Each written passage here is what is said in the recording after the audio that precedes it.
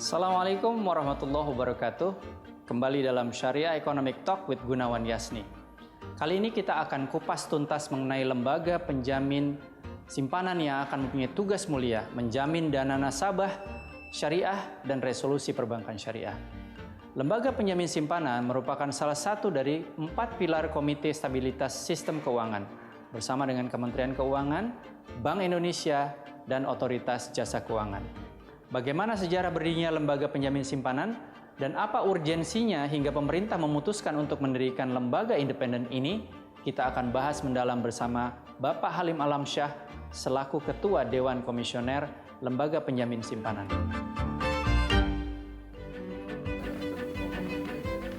Assalamualaikum warahmatullahi wabarakatuh. Pak Halim, apa kabar Pak? Alhamdulillah, baik. Pak Halim, boleh ya kita ngobrol-ngobrol sebentar ya Pak ya? Ya tentu. Pak Halim, LPS ini kan satu lembaga yang mungkin belum terlalu lama. Ya. Kalau di bidang pengawasan keuangan, dulu-dulu kita punya namanya Bank Indonesia, kemudian ada Kementerian Keuangan tentunya, terus sekarang ada yang namanya Otoritas Jasa Keuangan, dan ada juga lembaga penjamin simpanan. Ya. Sebenarnya Pak, kalau boleh tahu nih, landasan praktis didirikannya LPS itu apa? Ya, seperti kita ketahui, undang-undang yang mendirikan LPS ini didirikan pada tahun 2004 dengan Undang-Undang Nomor 24 tentang Lembaga Penjamin Simpanan. 2004 ya? 2004. Berarti ya, sudah lebih dulu dibandingkan Otoritas Jasa Keuangan ya? Betul. Okay. Ini adalah sebagai respons dari krisis Asia yang kita hadapi 97-98 yang waktu itu. Jadi kita ketahui pada waktu itu kan kita mengalami krisis perbankan, kemudian masyarakat banyak berlomba-lomba mengambil dananya, dan ini tentu menimbulkan gangguan ya, yang namanya bank run itu. Nah itulah untuk mencegah terjadinya bank run ini, pemerintah memutuskan untuk mendirikan lembaga penjamin simpanan. Jadi dari peristiwa 98 di mana dulu krisis, terus banyak yang kayaknya kurang terjamin ya, mungkin dana nasabah di perbankan ataupun di lembaga keuangan lain, dan itulah yang menjadi landasan praktis didirikannya LPS ya. Betul. Nah Pak, ini kan 98, mungkin di 98 baru ada lembaga keuangan syariah atau perbankan syariah masih baru satu gitu ya, baru mau jadi 2 begitu ya. Betul. Nah tapi ketika didirikan tahun 2004 dengan undang-undang tahun 2004 itu sudah ada beberapa lah ya, lembaga keuangan syariah, perbankan syariah khususnya. Jadi kalau dilihat sebenarnya bagaimana approach LPS terhadap ini loh, konvensional banking, kemudian ada syariah banking juga Pak. Iya, betul.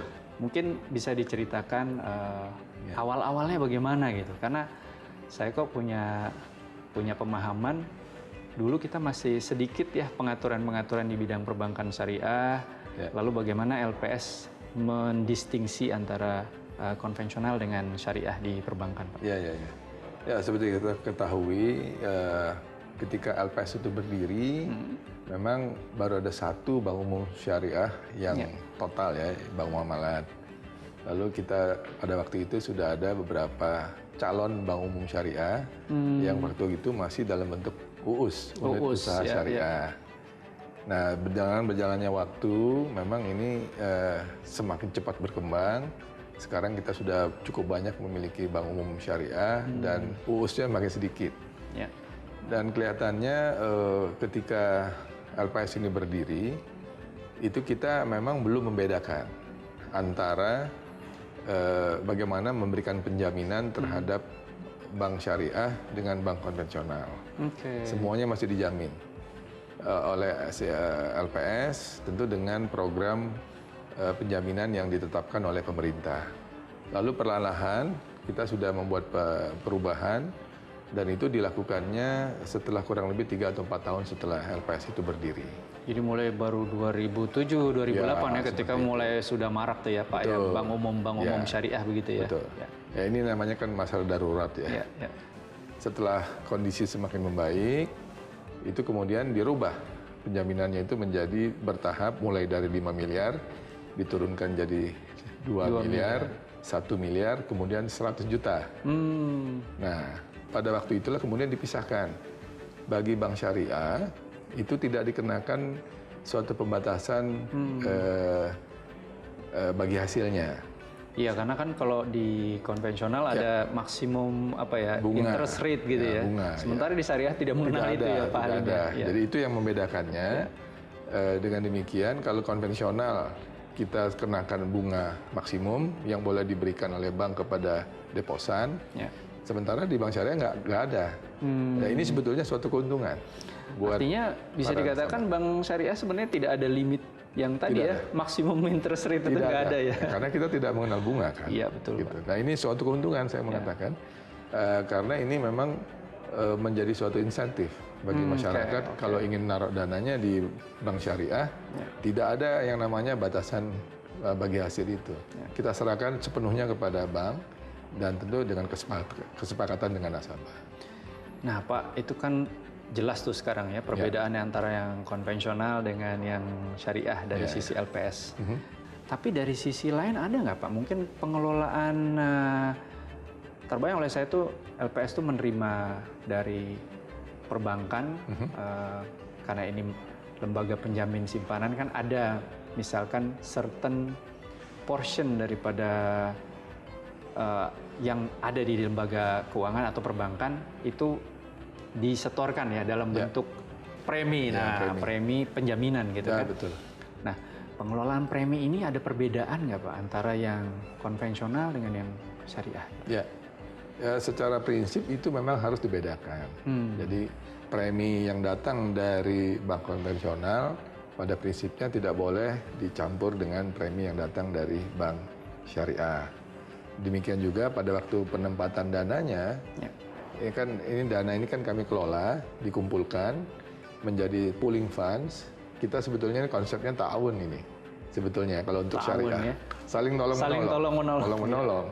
Sementara kalau yang di konsep bank konvensional sebetulnya hampir mirip-mirip juga. Cuma di sana yang tadi kami sampaikan, dia menggunakan prinsip penjaminan. Kalau yang di sini ta'awun sebetulnya. Sehingga dia memberikan premi dikumpulkan oleh LPS. Kalau terjadi apa-apa terhadap bank syariah, nah dana ini yang kita kembalikan untuk menolong bank itu dan berarti juga menolong nasabahnya seperti itu. Ketika terjadi gangguan terhadap sistem keuangan kita, masyarakat panik. Masyarakat panik, mereka datang ke bank, begitu mau menarik dananya ternyata nggak ada. Oh bisa marah itu.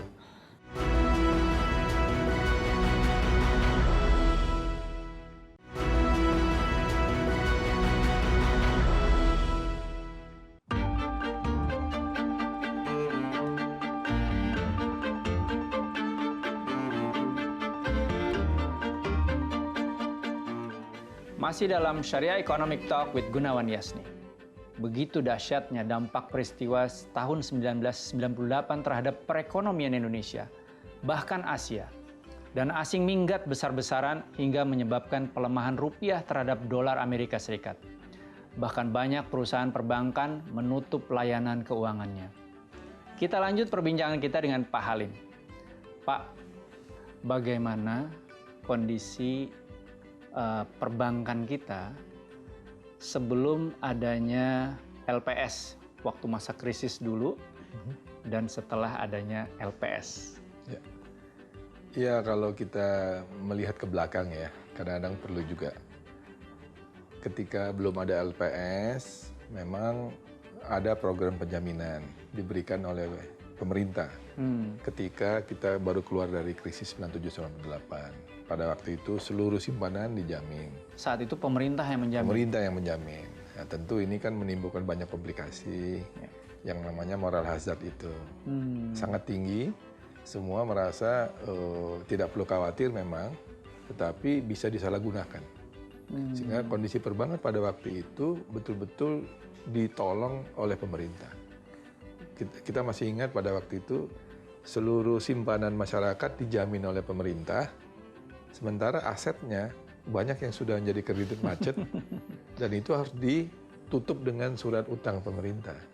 Artinya mungkin koordinasinya kurang ya Pak ya, kalau langsung seperti dengan pemerintah itu. Ya, oleh karena itu pemerintah merasa ini tidak sehat. Ini harus segera dikurangi level proteksinya. Nah itulah muncul LPS ini.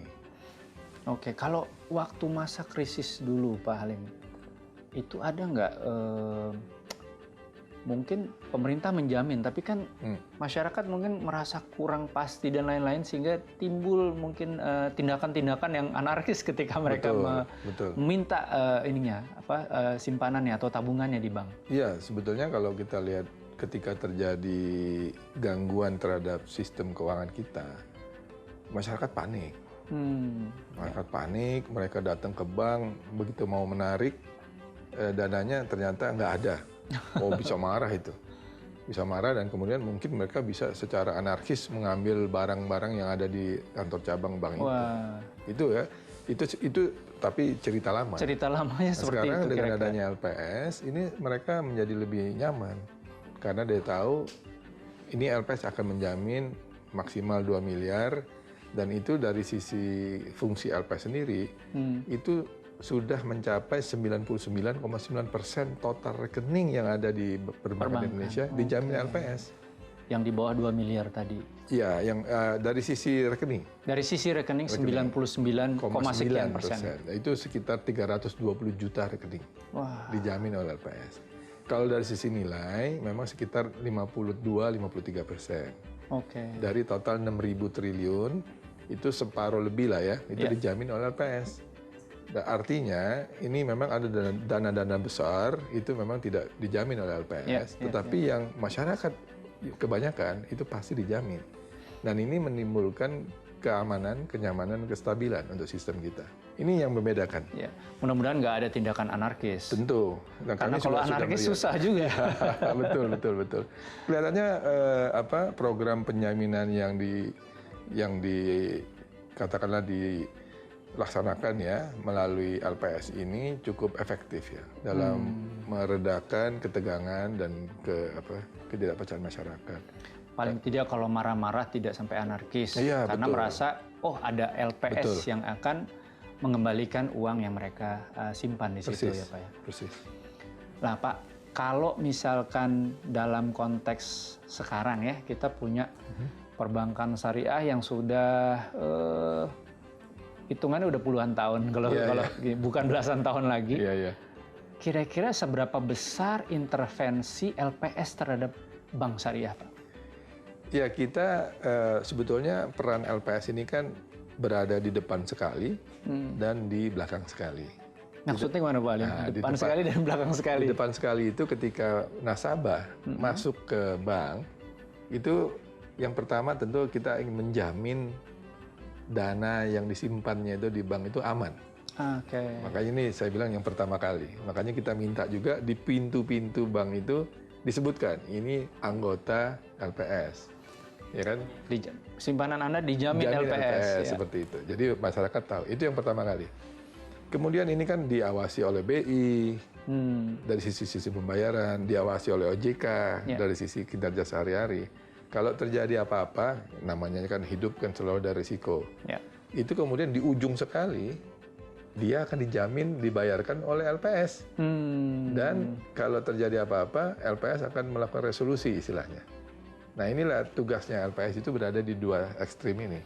Dari awal kelihatan dijamin oleh LPS, lalu di akhir kalau memang terjadi default itu, kemudian LPS yang akan menjamin pembayaran. Dan kemudian kami juga akan menangani banknya, apakah diselamatkan, ataukah mungkin mau dilikuidasi seperti itu, tapi tetap dengan mengutamakan kepentingan nasabah. Kalau yang terkait dengan perbankan syariah, kira-kira apa perbedaan paling utama, Pak? Menjamin LPS di konven dan menjamin LPS di syariah. Apa nih bedanya, Pak? Sebetulnya perbedaan utama tentu terkait dengan karakteristik dari bank syariah versus bank konvensional itu sendiri. Kita tahu perbedaan utamanya adalah bank syariah tidak mengenal riba, tidak ada suku bunga. Yang ada adalah bagi hasil. Oleh karena itu, LPS juga mengikuti karakteristik itu.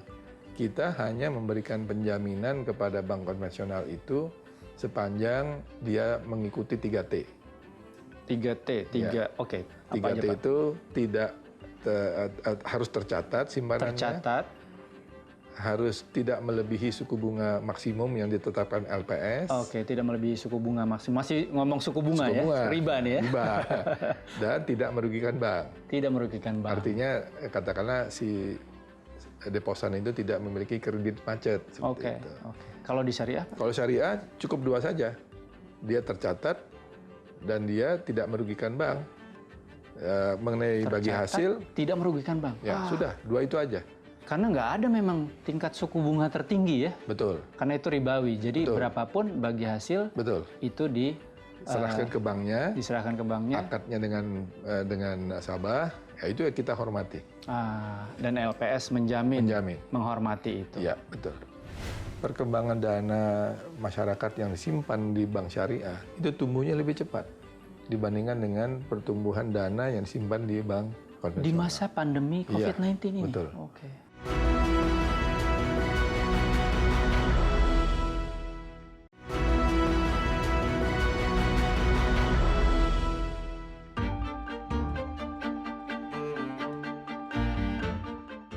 Pemirsa, kita masih dalam bahasan menjamin dana syariah dan resolusi perbankan syariah bersama Bapak Halim Alamsyah selaku Ketua Dewan Komisioner LPS. Berdasarkan data LPS, jumlah bank yang tutup sejak 2005 hingga 2019 mencapai 98 bank dengan total klaim nasabah sebanyak 1,4 triliun. Apakah bank syariah termasuk di dalamnya? Lalu bagaimana LPS mengkawal dan memberlakukan mekanisme khusus terhadap bank syariah? Kita lanjut obrolan dengan Bapak Halim. Pak Halim, ini sebelum dibakukannya tata cara mengawal, kemudian ada semacam kayak resolusi perbankan syariah ya khusus gitu. Itu bicara syariah, tata cara resolusi yang mengendorse siapa Pak? Ya, seperti diketahui kan di Indonesia ini kita perlu mendapatkan fatwa ya dari Majelis Ulama Indonesia. Dan di bawah MUI ini ada yang namanya Dewan Syariah Nasional. Oke. Jadi kami selalu berdiskusi dengan Dewan Syariah Nasional. Sebelumnya ini diketuai oleh Yang Mulia Bapak Wakil Presiden yang dulu Pak Kiai Maruf gitu. Iya. Dan kami sangat terbantu sekali dan ini membuat progres yang kami lakukan untuk katakanlah mendukung dan mengawal perbankan syariah itu menjadi lancar sekali. Jadi terus terang ini endorsementnya datang dari MUI langsung.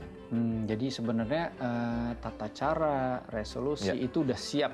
Betul. Dengan segala macam prinsip-prinsip syariahnya ya. Betul. Artinya masyarakat nggak perlu khawatir bahwa perbankan syariah diantisipasi apapun yang akan terjadi dan mestinya tidak perlu terjadi gitu. Betul. Dengan tata cara yang tidak syariah. Ini sudah ya Pak? Sudah ada. Okay. Bahkan awal tahun ini LPS sudah menerbitkan peraturan nomor 1 tahun 2020 ini yang memberikan kewenangan kepada LPS untuk melakukan pengaturan. Lebih terinci lagi proses-proses yang katakanlah wajib diikuti oleh bank syariah ya, sekaligus juga memberikan ruang bagi LPS untuk mendukung perkembangan industri perbankan syariah sendiri. Nah mungkin Pak Halim bisa share juga Pak sebenarnya bagaimana LPS itu kemudian apa istilahnya mengindus gitu ya perbankan syariah itu agar benar-benar prudent dalam menjaga dana nasabah syariah di banknya, Pak. Ya. Tata cara semacam apa inducement yang kemudian LPS berikan?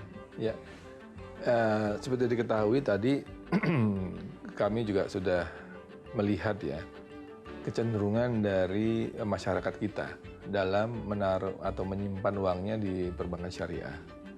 Mereka lebih suka yang sederhana, tidak complicated, lalu jelas aturan main dan juga jelas fatwanya. Oleh karena itu, masyarakat kita ini lebih suka menaruh uangnya itu ke dalam bentuk penempatan dana yang bukan musyarakah, tetapi yang bukan mudharabah, tapi yang mungkin sifatnya titipan ya, wadiah. Ya. Terus yang berikutnya lagi yang paling populer sebetulnya bukan wadiahnya, mudharabah. Nah, mudharabah ini memang yang menjadi sebetulnya cikal bakal untuk bisa nanti bank syariah ini memberikan pinjaman dalam bentuk juga yang musyarakah juga seperti itu. Nah, jadi masalah adalah kalau kita mengikuti ketentuan konvensional, tadi saya sampaikan penjaminan terhadap simpanan ini mengikuti 3T. Tetapi kalau dengan syariah cuma 2T. Ya. Nah, kita juga coba mendorong agar dana simpanan yang berbasis syariah ini tidak terlalu dibebani sebetulnya oleh aturan-aturan perbankan. Sekarang OJK sudah memberikan keringanan karena terhadap dana simpanan yang sifatnya berbasis syariah itu nilai ATMR-nya atau aktiva tertimbang menurut risikonya hanya 1%. Oke. Sementara kalau yang konvensional itu lebih tinggi itu. Jadi ada keberpihakan nih. Ada keberpihakan. Ya. Kami juga tidak membebani proses verifikasi yang terlalu rumit. Kalau terjadi apa-apa, simpanan bank yang di dalam bank konvensional kita memerlukan 3T tadi. Kalau bagi bank yang bank syariah, simpanannya itu hanya cukup sepanjang sudah tercatat, dia tidak merugikan bank, kita sudah nggak lihat lagi bagi hasilnya. Kita akan bayarkan kalau ada apa-apa. Nah, Pak Halim, ini kan kita masih dalam masa pandemi COVID-19. Kira-kira LPS punya satu pemahaman atau mungkin prediksi atau apa yang LPS lihat terkait dengan kejadian-kejadian yang ada di perbankan syariah selama masa pandemi COVID-19 ini, Pak? Ya, sebetulnya kalau kita lihat data-data ya, perkembangannya mengembirakan sebetulnya dalam pengertian dibandingkan dengan bank konvensional. Jadi syariah dibandingkan konvensional itu masih lebih baik yang di bank syariah. Perkembangan dana masyarakat yang disimpan di bank syariah itu tumbuhnya lebih cepat dibandingkan dengan pertumbuhan dana yang disimpan di bank konvensional. Di masa pandemi COVID-19 ini? Betul. Okay. Berdasarkan angka bulan Maret misalnya, pertumbuhan simpanan masyarakat itu mencapai 10,6% per tahun. Sementara yang di konvensional itu hanya 8,5%. Nah, ini menunjukkan masyarakat kita ternyata di dalam kondisi yang pandemi ini tetap mempercayakan uangnya itu ke bank syariah. Nah, itu Masya Allah itu. Saya kira ini suatu modal bagi kita yang umat Islamnya cukup banyak, luas gitu ya, berada di mana-mana. Dan ini menjadi suatu kesempatan buat bank syariah untuk memanfaatkan situasi ini. Nah, karena LPS ini adalah lembaga otoritas penjamin dan otoritas resolusi bank, kita membutuhkan suatu komunikasi yang intens sebetulnya antara LPS dengan Dewan Syariah Nasional MUI. Ya.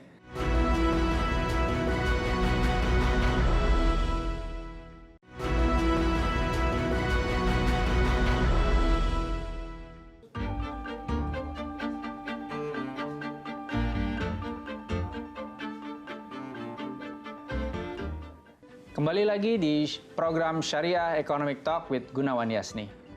Perkembangan pasar keuangan syariah memiliki potensi untuk terus tumbuh. Mengingat populasi umat muslim global mencapai hampir 1/4 dari jumlah penduduk dunia.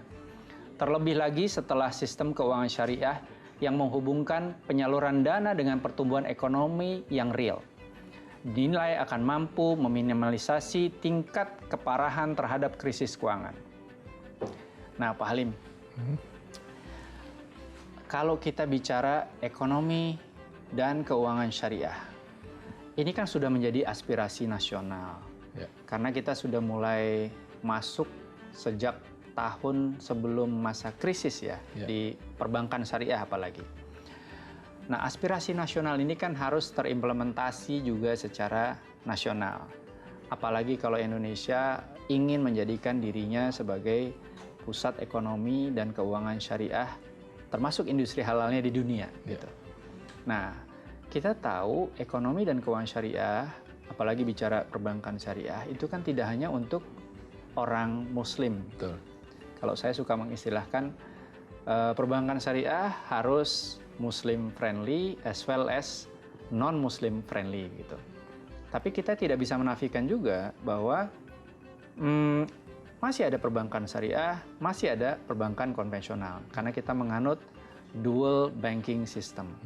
Nah, kira-kira bagaimana LPS bisa menyediakan pengawalan begitu terhadap kedua-duanya, Pak? Apakah ada perbedaan yang menyolok dari sisi misalkan aturan, regulasi, atau kalau di syariah sebenarnya sama aturan regulasinya tapi ada sesuatu yang ditambahkan misalnya? Sebetulnya kalau dalam konteks LPS, tadi kami sudah sampaikan ada perbedaan dalam pola program penjaminannya. Karena yang satu kan berbasis bunga, yang satu berbasis bagi hasil. Ya. Ini saya kira tadi ini jelas perbedaannya.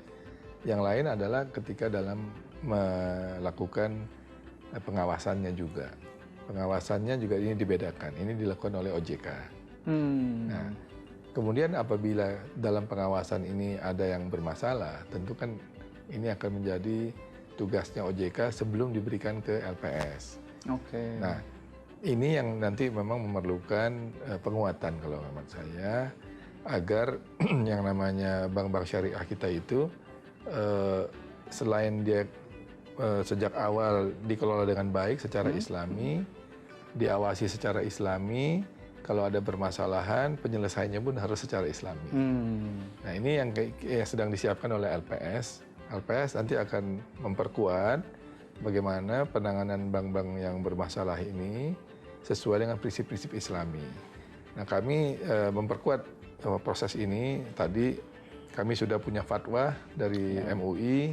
Fatwa jelas ya, jelas, sudah ada rujukan yang jelas. Sudah ada rujukan. Nah, untuk memperkuat fatwa itu, kami juga membutuhkan pendampingan. Kami sudah punya yang namanya Komite Pengawas Syariah, yang kalau di bank-bank sudah ada KPS. Sekarang kami juga memerlukan di dalam lembaga LPS. Kalau di bank itu ada yang namanya Dewan Pengawas Syariah. Jadi ini komite ya, komite pengawasan syariah gitu. Nah, begitu. Sebenarnya mirip ya, DPS, KPS gitu. Iya, betul. Nah, kalau koordinasinya kira-kira bagaimana Pak Halim dengan KPS? Karena permasalahan syariah mungkin belum terlampau banyak ya seperti di konvensional. Nah, karena LPS ini adalah lembaga otoritas penjamin dan otoritas resolusi bank, kita membutuhkan suatu komunikasi yang intens sebetulnya antara LPS dengan Dewan Syariah Nasional MUI. Nah, peran KPS inilah yang nanti akan menjadi sandaran kami ketika meminta atau katakan meminta fatwa atau meminta suatu penjelasan lebih lanjut. Fatwa ini karena ini sifatnya umum. Kalau dalam kondisi tertentu apa yang kami harus lakukan. Nah, ini adalah hal-hal yang kami lakukan sehingga nanti perkembangan ekonomi perbankan syariah kita itu selalu dalam koridor yang islami lah. Ini kita selalu jamin seperti itu. Berikutnya juga kami sekarang sedang menyiapkan platform antara bank-bank syariah dengan LPS. Pelaporannya, bagaimana nanti dia akan menyampaikan informasi kepada LPS. Dalam rangka kami juga harus melihat jangan sampai nanti perkembangan bank syariah kita ini menjadi memburuk, terlalu katakan sangat memburuk dan kita belum tahu. Jadi ini semacam kayak platform early warning system ya begitu ya Pak ya? Seperti itu. Platform yang kita akan bangun ini adalah untuk memudahkan bank syariah melaporkan kondisinya lah kepada LPS. Dewasa ini platform ini sedang dibangun bersama-sama. LPS, Bank Indonesia, dan OJK. Kita punya platform bersama, tetapi nanti kita akan gunakan platform ini juga untuk mempermudah bank syariah itu menyampaikan informasi laporan yang dibutuhkan oleh LPS untuk melakukan pemantauan kinerjanya. Jadi semacam membangun early warning gitu. Kemudian kami juga memperkuat bagaimana agar aturan-aturan yang baku itu ketika diterapkan di lapangan mungkin memerlukan semacam penyesuaian-penyesuaian. Nah, disinilah peran dari Komite Pengawas Syariah tadi, yang merupakan para fuqaha yang ahli dalam, yang sudah faqih lah istilahnya tadi, yang bisa memberikan guidance kepada kami di LPS. Nah, hal-hal ini kita ramu semua, sehingga nanti masyarakat sebagai stakeholder yang paling berkepentingan terhadap kinerja bank syariah itu merasa aman. Mulai dari di awal pintu masuk, dana dijamin. Sampai kalau ada apa-apa, dana akan dibayarkan oleh LPS, semuanya syariah compliance. Syariah compliance, bahkan dalam penyelesaian apapun yang perlu diselesaikan, Pak ya. Persis. Yang kita sangat kedepankan adalah cepatnya kembali simpanan-simpanan masyarakat yang ada di perbankan. Dan oleh karena itu dengan program penjaminan untuk bank syariah lebih cepat dan lebih mudah dibandingkan dengan kalau bank konvensional. Karena tadi ya, kalau konven 3T, yang ini cuma 2T.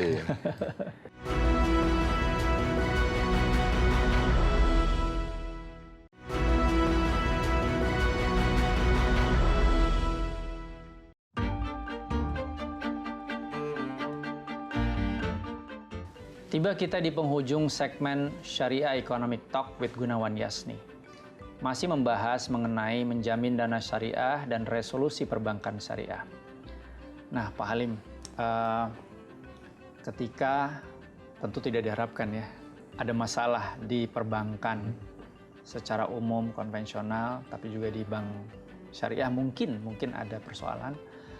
Apa yang akan dilakukan oleh lembaga penjamin simpanan? Tentu kalau dana nasabah sudah pasti. Di depan sudah dikatakan dana dijamin oleh LPS gitu ya. Ya, sebetulnya ya betul tadi sampaikan Mas Gunawan. Ya, dalam suatu siklus bisnis itu selalu ada aja ya peristiwa yang tidak kita harapkan. Namun kita berharap kejadian itu sangat kecil kemungkinannya. Kalaupun ada, kita juga akan melakukan berbagai langkah agar katakanlah gangguan itu seminimal mungkin.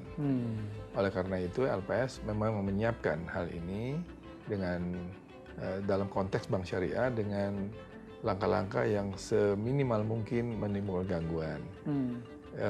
Yang kita sangat kedepankan adalah cepatnya kembali simpanan-simpanan masyarakat yang ada di perbankan.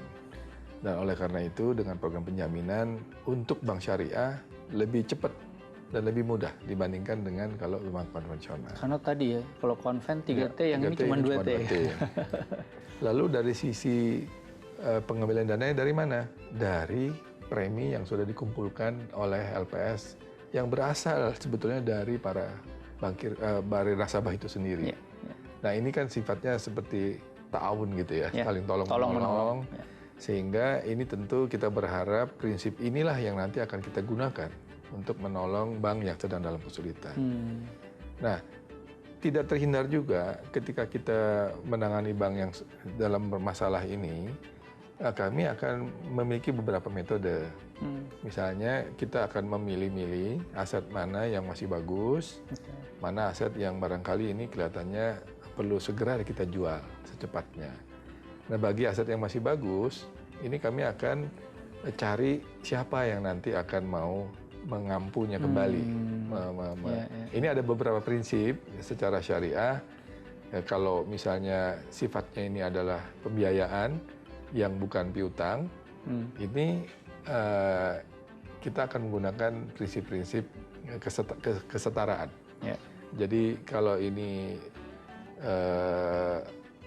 katakan ini suatu pinjaman court gitu ya, ini tentu harus tidak bisa jual beli ini. Ini harus digantikan dengan barang yang sejenis. Begitu. Tapi kalau ini sifatnya piutang, bersifat pembiayaan piutang, misalkan ini harus murabahah ya, jual beli misalnya. Itu harus jual beli. Prinsipnya harus tetap menggunakan jual beli. Jadi ini yang kita lakukan supaya penyelesaian banknya itu cepat. cepat, sesuai dengan syar'i, dan kepentingan masyarakatnya kita jaga. Kita juga ingin membuat suatu opsi-opsi di mana nanti opsi resolusi istilahnya itu ada yang kita selamatkan, ada yang terpaksa kita harus likuidasi kalau sudah tidak bisa kita selamatkan. Tapi umumnya dari pengalaman kami selama ini melakukan likuidasi terhadap bank syariah itu relatif lebih cepat. Karena tadi semua prosedur sudah kami rancang, kepentingan masyarakat juga kami jaga agar sesuai dengan syar'i. Oleh karena itu terus terang saja biasanya penyelesaian dan penanganan dan penyelesaian bank syariah itu jauh lebih cepat dibandingkan dengan konvensional. Alhamdulillah, dan mudah-mudahan juga masalahnya lebih sedikit ya Pak. Betul. Nah, itu menunjukkan memang kita memiliki sistem yang sudah kita uji berkali-kali. Ya. Pak Halim, ketika kita bicara lagi-lagi pandemi COVID-19 ya, kalau saya selalu berusaha melihatnya pandemi COVID-19 itu bukan musibah, bahkan di perbankan syariah sekalipun. Tapi ini adalah waktu kita bermuhasabah, berintrospeksi ya, di perbankan syariah terhadap hal-hal apa yang perlu mungkin upgrading, updating, sehingga kalau pandemi ini terjadi lagi, kita tetap resilient, tetap tangguh begitu. Atau kalau pandemi ini selesai ya kita segera lari dan bertumbuh kembang dengan lebih baik lagi. Mungkin ada Pak hal-hal apa gitu yang LPS bisa lakukan sebagai naungan buat perbankan syariah untuk lebih baik lagi Pak? Betul. Inilah memang menjadi tantangan juga untuk LPS dalam memberikan informasi yang seluas-luasnya kepada masyarakat di tengah kondisi pandemi COVID-19 ini, agar masyarakat tidak ragu. Yang pertama yang ingin saya sampaikan adalah bahwa kondisi perbankan kita sebetulnya cukup aman, cukup stabil ya. Karena kalau kita lihat angka-angka bahwa tingkat permodalan bank, termasuk bank syariah, itu cukup tinggi tingkat permodalannya. Secara artinya nasional, kayak capital adequacy ratio itu nggak ada masalah. Nggak ada masalah. Secara nasional itu sekitar 22%. Kalau boleh saya kasih sedikit kesimpulan ya, Pak Halim, rasanya keberadaan LPS ini tentu berdasarkan historisnya itu menjadikan sistem keuangan itu menjadi lebih stabil begitu ya. Lalu kemudian ada kemudahan-kemudahan yang juga berlaku di perbankan syariah dibandingkan dengan perbankan konvensional, misalnya seperti dalam mekanisme LPS ada yang namanya 3T kalau untuk konvensional, yaitu tingkat teratas suku bunganya begitu tidak boleh terlampaui, tidak menyusahkan banknya ya kan, dan tercatat gitu. Sementara di bank syariah cuma ada dua. Yaitu tercatat dan tidak menyusahkan banknya begitu ya kira-kira. Jadi lebih mudah. Kemudian di syariah juga lebih pengawasannya ketat karena memang harus ada yang berdasarkan koridor atau sesuai dengan prinsip-prinsip syariah. Dan LPS tidak perlu diragukan sangat sinergis dengan Dewan Syariah Nasional Majelis Ulama Indonesia dengan kemudian ditempatkan yang disebut komite pengawasan syariah begitu ya di sini, yang juga adalah esensinya pimpinan dan orang-orang yang signifikan yang ada di Dewan Syariah Nasional Majelis Ulama Indonesia. Dan tentu keberadaan LPS juga adalah merupakan upaya menjadikan aspirasi nasional, perbankan, ekonomi, keuangan, syariah di Indonesia ini menjadi lebih baik. Dan implementasinya adalah LPS memiliki KPS tadi dan terus bertransformasi untuk melakukan updating, upgrading yang ada di perbankan syariah dengan tadi membuat sistem keuangan menjadi lebih stabil gitu Pak ya, dengan menjamin dana nasabah syariah terutama di perbankan syariah. Ya betul. Baik, demikian perbincangan saya bersama Pak Halim Alamsyah, Ketua Dewan Komisioner Lembaga Penjamin Simpanan. Semoga dapat menjadi informasi dan pembelajaran untuk pemirsa. Nantikan episode Syariah Economic Talk with Gunawan Yasni selanjutnya dengan narasumber-narasumber dari dalam dan luar negeri. Saya Gunawan Yasni bersama dengan kru yang bertugas undur diri.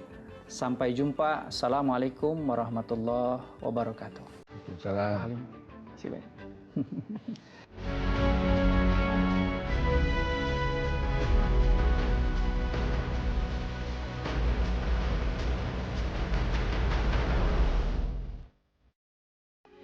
Metro TV, knowledge to elevate.